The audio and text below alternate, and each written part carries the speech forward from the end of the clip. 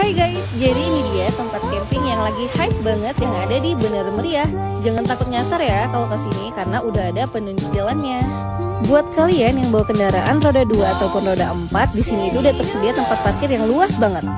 Fasilitas tendanya juga lengkap, sudah tersedia matras foam, sleeping bag, bantal, dan colokan listrik. Konsep tendanya berjejer di pinggir sungai. Instagramable banget nih buat kalian yang suka buat konten dan foto estetik untuk diposting di sosial media. Feelingnya emang best banget sih, cocok buat kalian yang mau healing dengan suasana alam.